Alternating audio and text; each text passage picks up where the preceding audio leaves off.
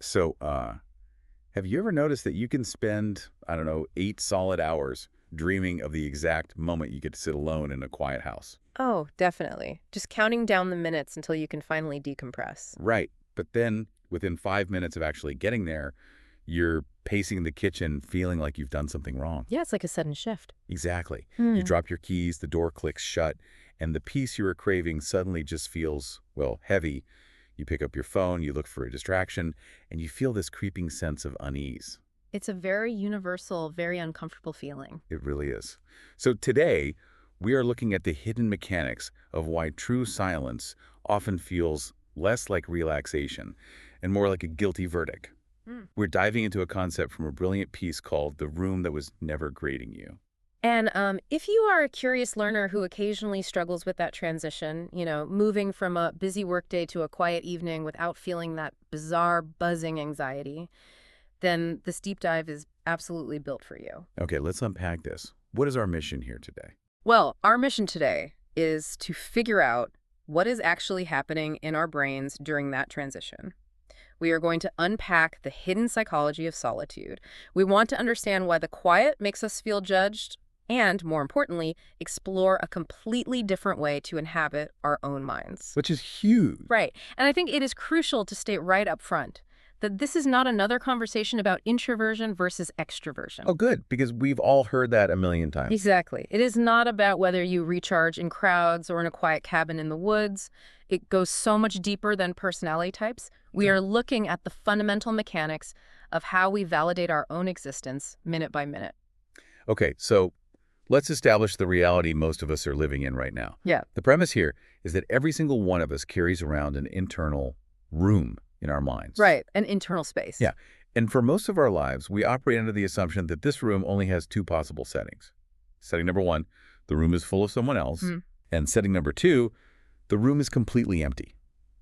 And the way we experience these two settings is incredibly intense, like an internal thermostat that is completely broken. It only has two extreme modes. It's either way too hot or way too cold. Exactly. Mm. When the room is full, when we are socializing or engaged with people, it's like a suffocating, sweltering heat. I mean, there's a massive initial relief because we aren't alone, but eventually it tips over into exhaustion. Right, because that fullness requires a massive amount of caloric energy to maintain.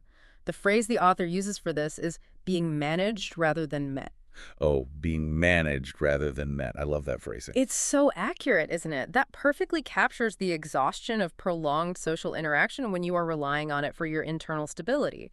You start feeling the friction of the other person's expectations, their moods, the subtle micro expressions that tell you they are adjusting themselves to deal with you. You're hyper aware of everything. Exactly. You aren't just connecting, you are managing a dynamic. You are both navigating a complex social contract. And navigating that contract is draining. So eventually that other person has to leave, the room has to empty out. That has to, yeah. And you would think the natural result would be total relaxation. The management is over, the heat is off, you can let your guard down.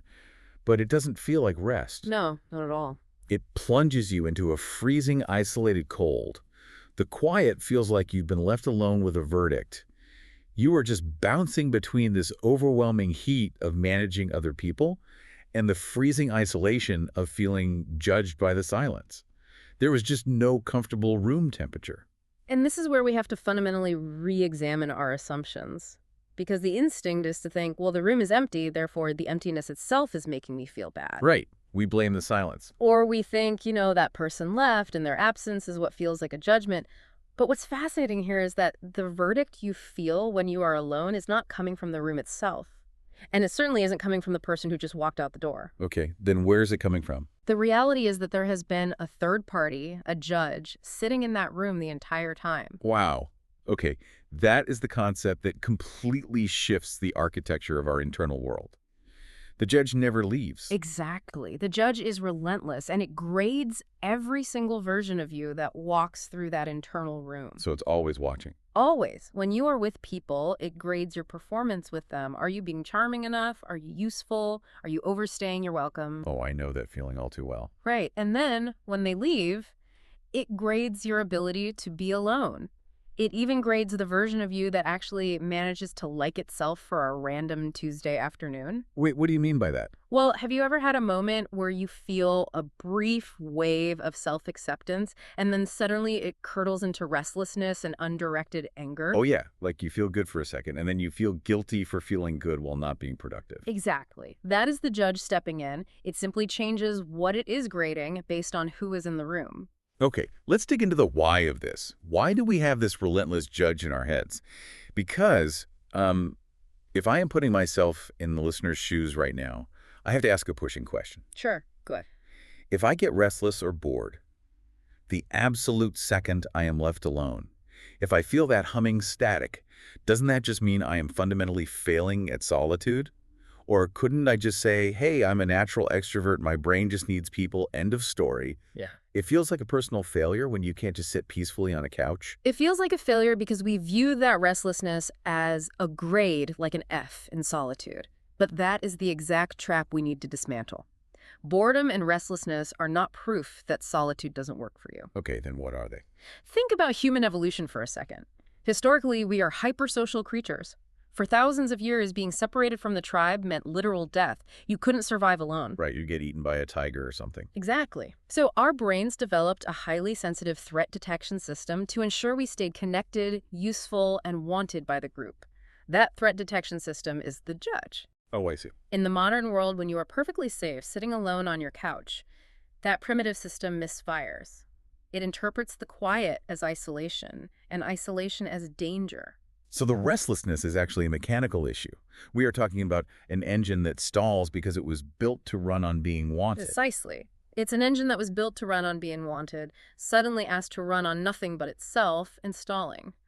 Think about the mechanics of an engine. It needs a specific type of fuel to combust and create forward momentum, right? Yeah, of course. If your internal engine, your sense of self, has spent its entire life being switched on by the presence of other people, by their validation, by being useful to them, that is its fuel.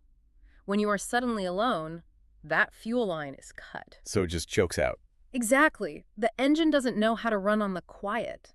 It simply hasn't been given anything to do inside the silence yet. It doesn't know what else to burn. That makes so much sense. And honestly, it reminds me of what happens when people retire from incredibly high-stress jobs.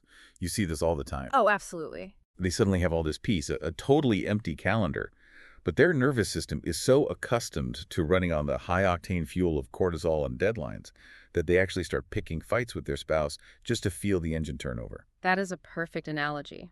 A self that is accustomed to being switched on by others simply hasn't been given anything to do inside the silence yet.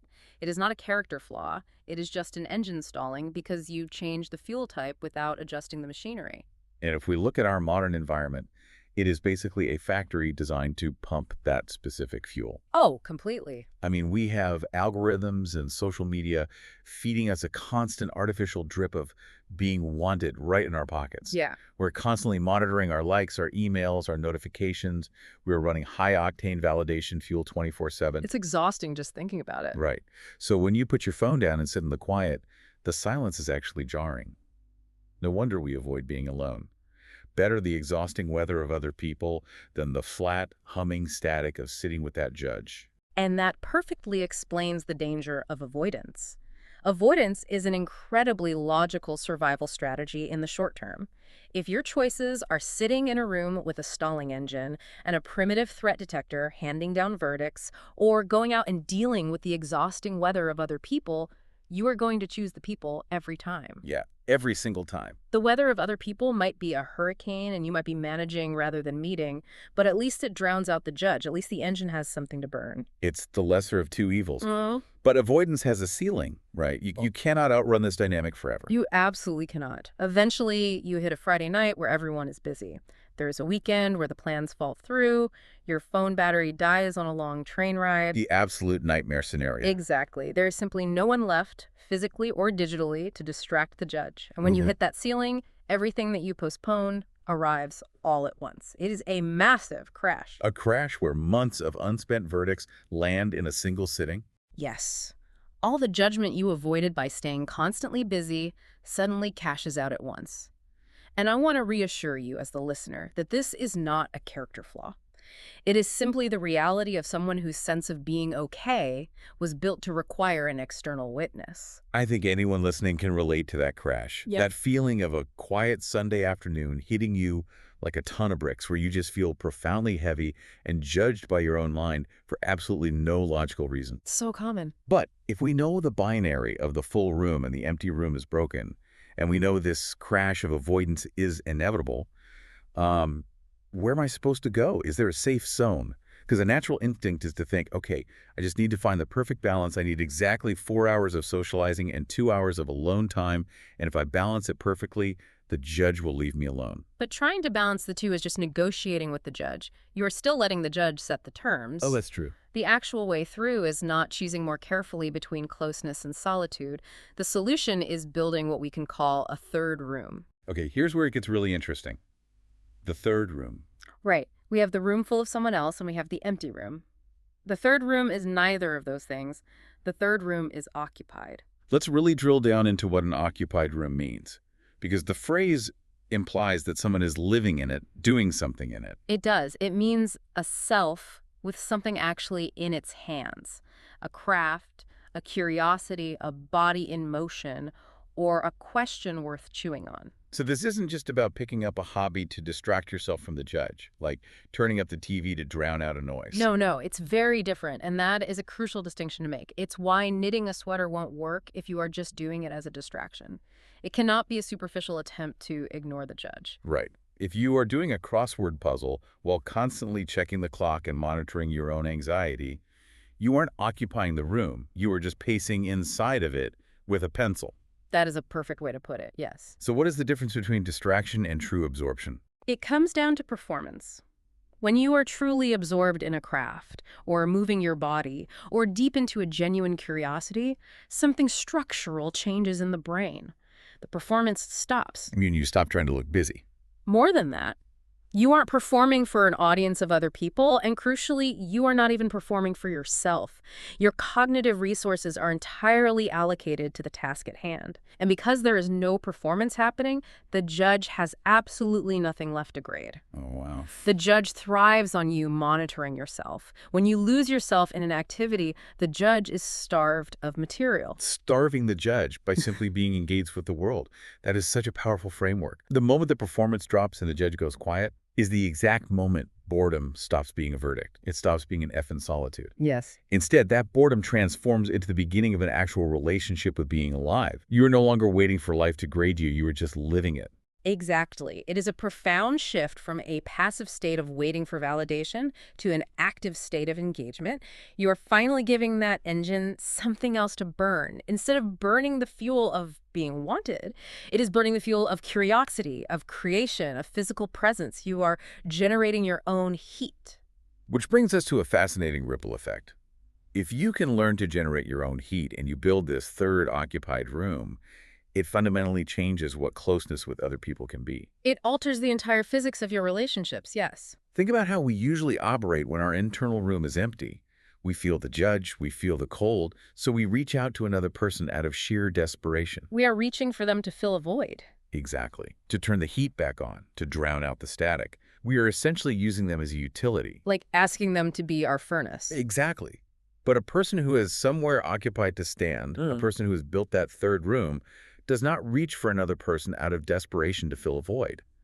Instead, they invite someone into a room that was already warm. That is beautiful imagery from the text, isn't it? It really is. You built the fire yourself through your own curiosity and engagement, and now you are just opening the door and saying, hey, come share this warmth with me.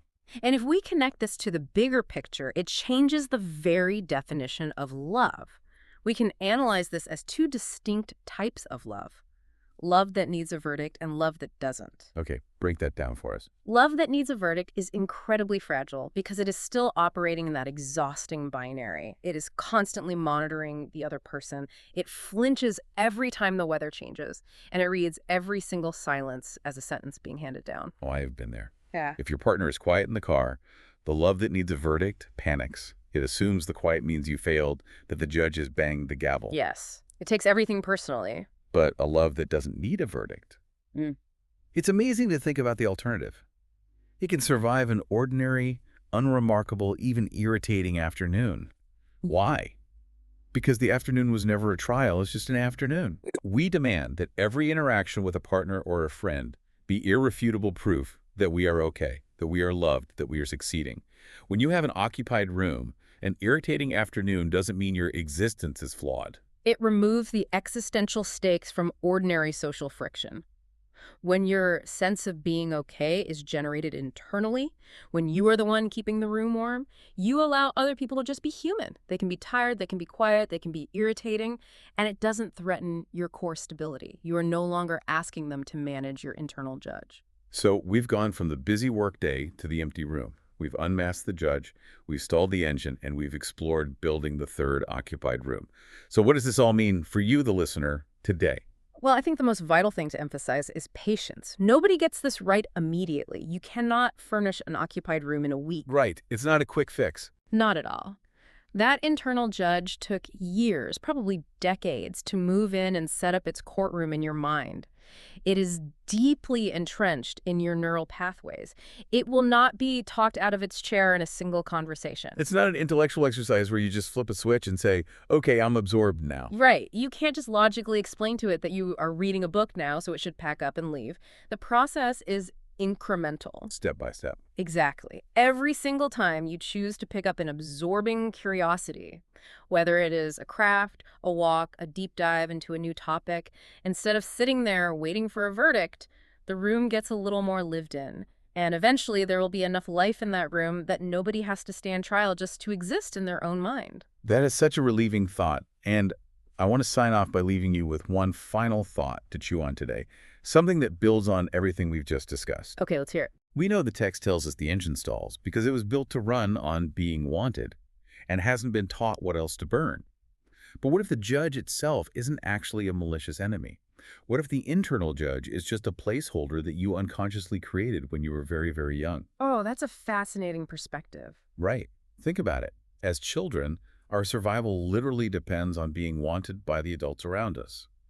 The profound, intimidating silence of simply being is genuinely terrifying to a child because it represents a lack of care. So maybe we created the judge as a way to keep the internal room full, so we never had to face that silence. We created an internal monitor to constantly grade our behavior, ensuring we were always performing, always adapting, always trying to stay wanted, so we wouldn't be abandoned. A childhood survival mechanism to ensure we never had to face the void. Exactly. But you are not a child anymore. You are an adult. And you know how to build a fire now to keep the room warm yourself. You have your own occupied life, your own curiosities. The judge isn't an enemy to be fought. It is just an outdated placeholder. Now that you know how to build your own fire, maybe it's finally time to gently show the judge the door.